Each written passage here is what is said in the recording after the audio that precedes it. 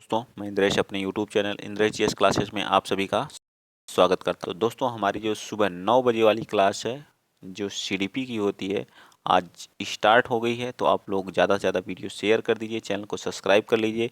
जो हमारे UP TET के PYQ प्लस प्रैक्टिस क्वेश्चन हैं, कुछ PYQ हैं प्लस कुछ जो रीट में जो आंसर लिए गए, जो अलग अलग जो हमारे स्टेट में एग्जाम होते हैं उनसे भी कुछ क्वेश्चन को उठाया गया। तो आप लोग जितना हो शेयर करिए, चैनल को क्या कर लीजिए, सब्सक्राइब भी कर लीजिए। देखिए, रीट का एक क्वेश्चन है, ठीक है। बताइए, कुछ लोग कहना है कि जब बालकों को गुस्सा आता है, क्वेश्चन नंबर 1 क्या कह रहा है, कुछ लोगों का कहना है कि बालकों को जब गुस्सा आता है तो वे खेलने के लिए चले जाते हैं, जब तक कि पहले से अच्छा महसूस नहीं करते हैं। उनके व्यवहार में कौन सा तंत्र प्रतिलक्षित होता है, प्रेक्षण का यानी प्रोजेक्शन का, डिस्प्लेसमेंट का, या जो है प्रतिक्रिया जो है, एक मिनट, प्रतिक्रिया जिसको बोलते हैं, क्या बोलते हैं, प्रतिक्रिया निर्माण का जिसको बोलते हैं रिएक्शन फॉर्मेशन का, या व्यक्तिकरण का जिसको बोलते हैं रिश री रेशन सॉरी रेशनलाइजेशन, ठीक है, रेशनलाइजेशन, ठीक है। बताइए कौन सा है, A, B, C या D। तो इसका राइट आंसर हमारा क्या आ जाएगा,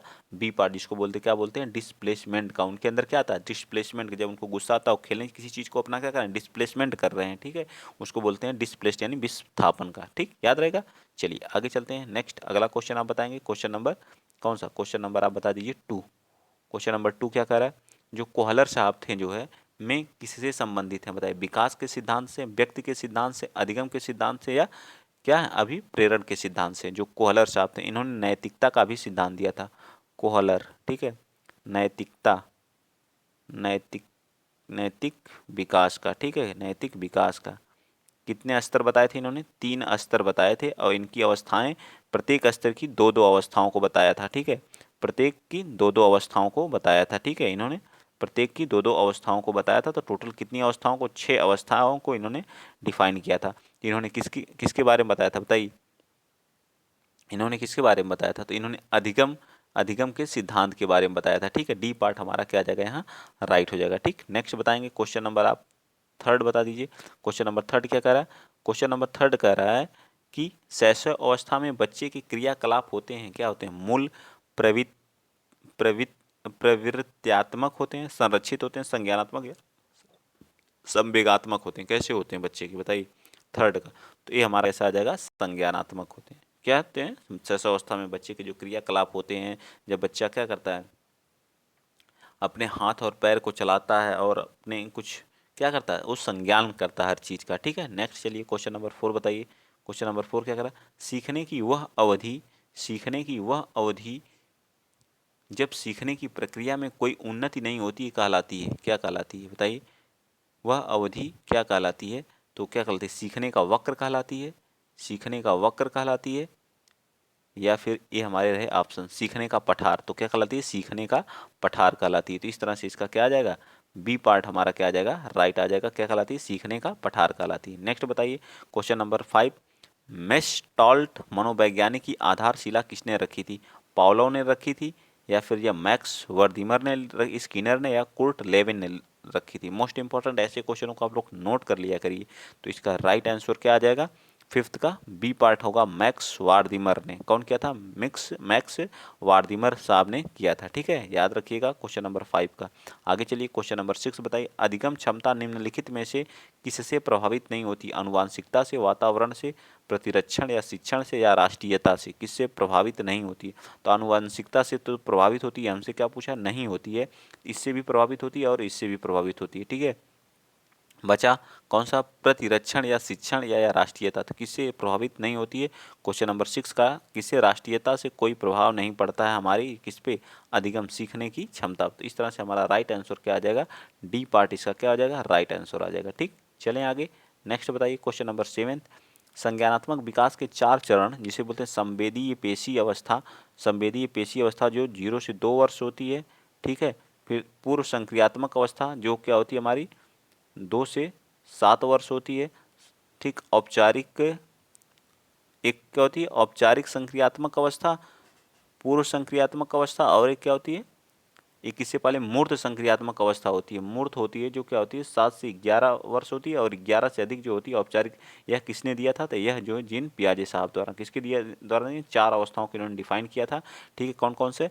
पहला जो संवेदीय पेशी अवस्था, पूर्व संक्रियात्मक स्थूल अवस्था जिसको बोलते हैं, फिर उसके बाद मूर्त अवस्था, फिर उसके बाद अमूर्त या जिसको बोलते हैं औपचारिक संक्रियात्मक अवस्था। ठीक, 4 अवस्थाओं को क्या किया था? डिफाइन किया था। ठीक, चलिए आगे चलते हैं। नेक्स्ट अगला क्वेश्चन, क्वेश्चन नंबर 7 हो चुका, 8th बताएंगे। क्वेश्चन नंबर 8 रहा आप लोगों के सामने, बताइए। कह रहा है कि क्वेश्चन नंबर 8 क्या कह रहा है? व्यवहारवादी ने कहा, मुझे नवजात शिशु दे दो, मैं डॉक्टर, वकील, चोर या जो चाहूं बना सकता हूं। यह कथन किसका है? न्यूमैन का, वाट्समैन का, होलिंजर का या फ्रीमैन का? तो इसका राइट आंसर 8th का आ जाएगा सी पार्ट। किसने, कौन कहा था? वाटसन द्वारा। ठीक है, तो सी पार्ट इसका राइट हो जाएगा। ठीक, ये कथन से, कथन को आप लोग रट लीजिएगा, कथन से एक क्वेश्चन आएगा।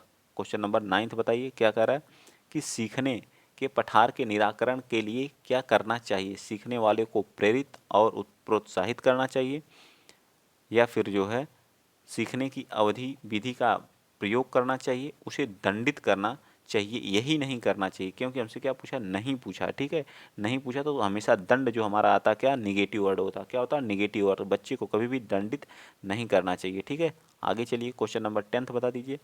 क्वेश्चन नंबर 10 क्या कह रहा है कि हम सभी आवश्यकता के अनुसार जो अभिप्रेरण की शुरुआत होती है, छात्र की वह आवश्यकता जिसे उसको सर्वप्रथम पूरा करना चाहिए संबंधित है आत्म अनुभूतिकरण से, शारीरिक से, सम्मान से, सामाजिक संबंध से। तो 10th का राइट आंसर क्या है? शारीरिक से। किससे? शारीरिक से। अभिप्रेरण की जो शुरुआत होती है वो छात्र की वह आवश्यकता जिससे वह सर्वप्रथम पूरा करना चाहता है, तो किससे? शारीरिक से। ठीक, किससे? शारीरिक से। 11th का बता दीजिए। बालक बालक के शारीरिक और क्रियात्मक विकास की दिशा क्या होती है? बहुत आसान क्वेश्चन है। एक क्वेश्चन नंबर इसके ऑप्शन है, क्या होते हैं? पैर से सिर की तरफ, ये तथा सिर से बाहर के मध्य की, सिर से पैर तथा शरीर के मध्य की बाहर की ओर, पैर से सिर तथा शरीर के मध्य से बाहर की ओर। तो कौन सा? ए, बी, सी या डी? तो इसका राइट आंसर क्या आ जाएगा? 11th का बी पार्ट। सिर से, तो एक तो होता है सिर से पैर की तरफ, दूसरा क्या होता है? सिर के मिड पॉइंट से मतलब बाहर की तरफ क्या होता है? विकास होता है। ठीक है, क्या होता है? विकास होता है बच्चे का। ठीक है, ये दोनों इंपॉर्टेंट है, तो बी पार्ट हमारा क्या आ जाएगा? राइट। अगला बताइए क्वेश्चन नंबर 12 कह रहा है Vygotsky refers to the verbal dialogues that children have with themselves, यानी मौखिक संवाद जो बच्चे को अपने आप से करते हैं, उन्हें लेवाइगोत्स्की ने क्या कहा था? व्यक्तिगत वार्ता कहा था, भ्रांत वार्ता कहा था, या समस्या वार्ता कहा था? तो बिल्कुल गलत है, समस्या वार्ता तो कहा नहीं था। ठीक है, तो क्या कहा था? प्राइवेट स्पीच कहा था। क्या कहा था? Private speech. इसको क्या बोलते हैं? प्राइवेट स्पीच बोलते हैं। ठीक है, बाकी सभी हमारे ऑप्शन क्या है? गलत है। ठीक, तो ये पार्ट हमारा क्या हो जाएगा? राइट। 13 का बताइए क्वेश्चन नंबर 13। जो लोग पहली बार चैनल पर विजिट कर रहे हैं तो प्लीज़ आप लोग शेयर कर लीजिएगा, चैनल को सब्सक्राइब भी कर लीजिएगा, और अगर आपको इसका पीडीएफ चाहिए तो आप मेरे टेलीग्राम चैनल फिर से भी जुड़, जिसका लिंक डिस्क्रिप्शन बॉक्स में दिया रहता है। ठीक है, अपने आप को प्रेम की प्रवृत्ति को क्या कहते हैं? अपने आप को प्रेम की प्रवृत्ति, आत्म केंद्रित प्रवृत्ति, अहंकारी प्रवृत्ति, या नार्सिज्म की प्रवृत्ति, या हिप्नोटिज्म की प्रवृत्ति? बताइए कौन सा राइट? तो 13 का राइट आंसर क्या आ जाएगा? सी पार्ट क्या आ जाएगा? नार्सिज्म की प्रवृत्ति कहलाती है। ठीक है, नार्सिज्म की प्रवृत्ति कहलाती है। चलिए आगे चलते हैं। नेक्स्ट अगला क्वेश्चन आप बताएंगे, क्वेश्चन नंबर 14 बताइए। क्वेश्चन नंबर 14 क्या कह रहा है? क्वेश्चन नंबर 14 कह रहा है कि निम्नलिखित में कौन सी विशेषता आंतरिक रूप से अभिप्रेरित बच्चों के लिए सही नहीं है? वे चुनौतीपूर्ण कार्य पसंद करते हैं, वे हमेशा सफल होते हैं, वे कार्य के समय आनंद अनुभव करते हैं, वे कठिन कार्यों में उच्च स्तर की ऊर्जा प्रदर्शित करते हैं। तो बताइए 14 का राइट आंसर क्या आ जाएगा? B part. वे हमेशा क्या होते हैं? सफल होते हैं। यही हमारा क्या है?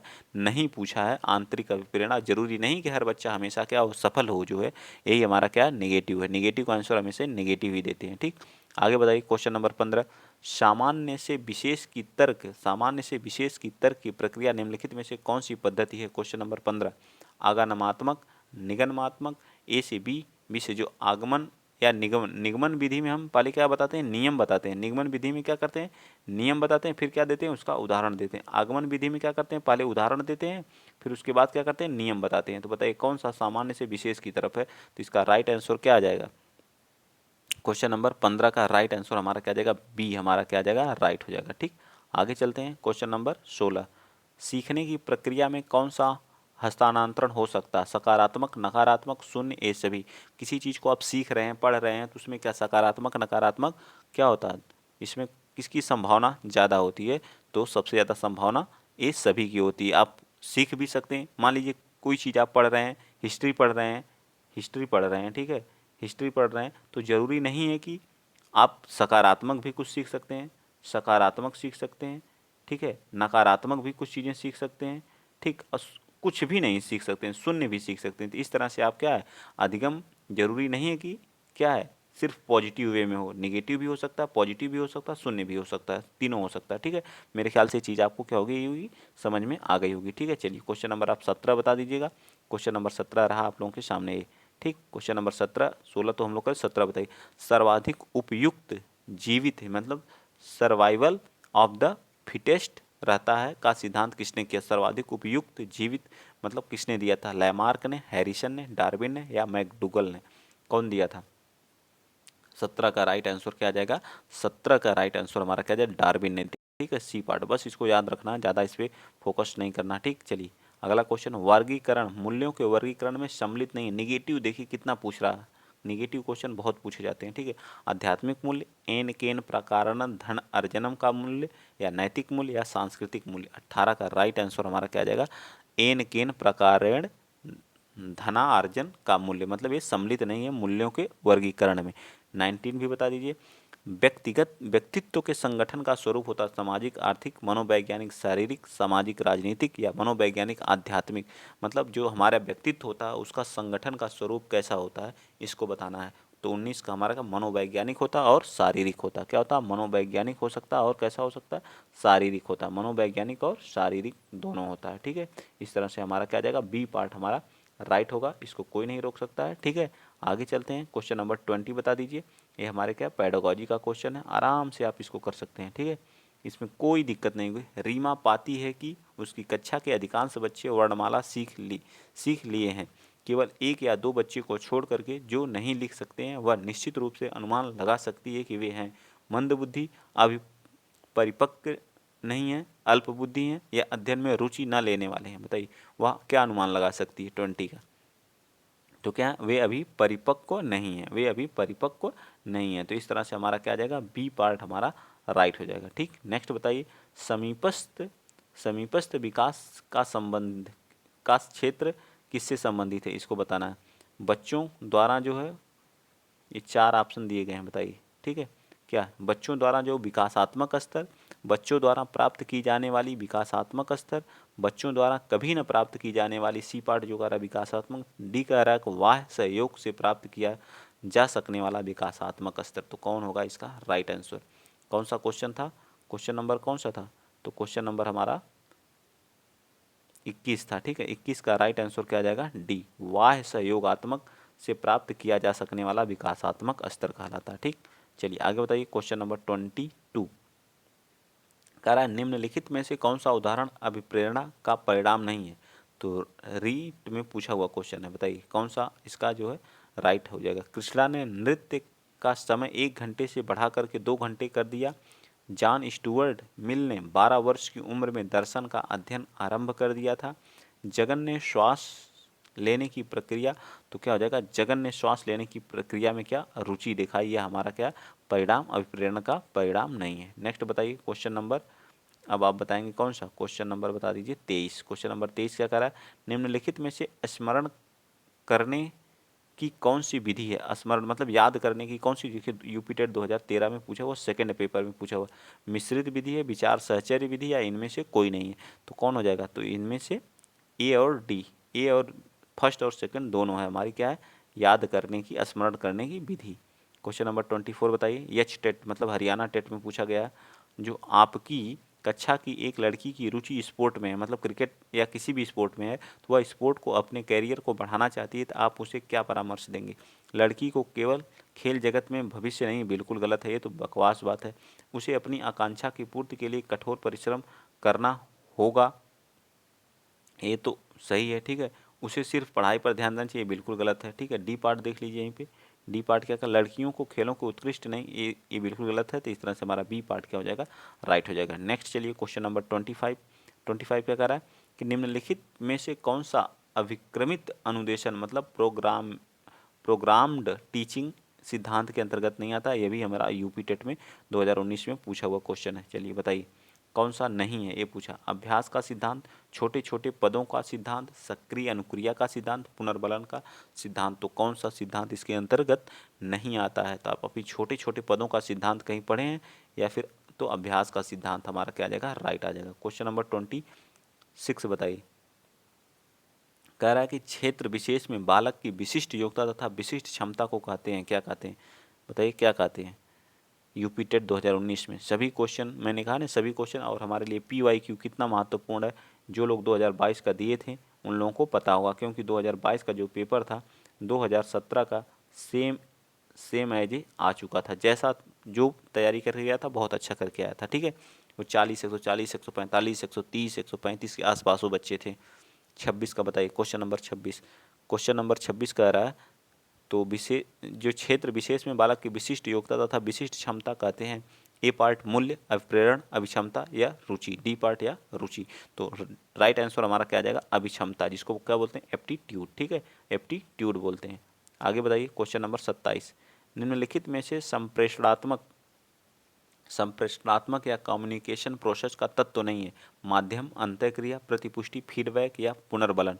तो इसमें कौन सा जो फीडबैक मतलब कम्युनिकेशन प्रोसेस मतलब बोलचाल का कौन सा प्रोसेस नहीं है, ये पूछा। तो माध्यम है, अंतःक्रिया है या प्रतिपुष्टि है, बताइए कौन सा। मीडियम तो है ही, ठीक है, लेकिन हमारी अंतःक्रिया इंटरेक्शन हमारा जो है या इसकी प्रक्रिया नहीं, कम्युनिकेशन की प्रक्रिया नहीं है। बी पार्ट हमारा इसका, सॉरी 27 है ना, बी नहीं होगा। पुनर्बलन हमारा क्या आ जाएगा, राइट आंसर आ जाएगा। क्या आ जाएगा, पुनर्बलन।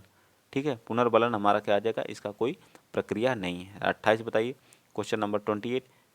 FICS के साथ मूल रूप से कौन संबंधित है, हर्बर्ट, फ्लैंडर या फिर कोई और, बताइए तो कौन है इससे संबंधित। तो 28 की कौन है, फ्लैंडर साहब है। ठीक है, कौन है, फ्लैंडर साहब। देखिए क्वेश्चन पूछा हुआ है, आप इन सभी चीज़ों को देखा करिए, क्वेश्चन सभी पूछे गए।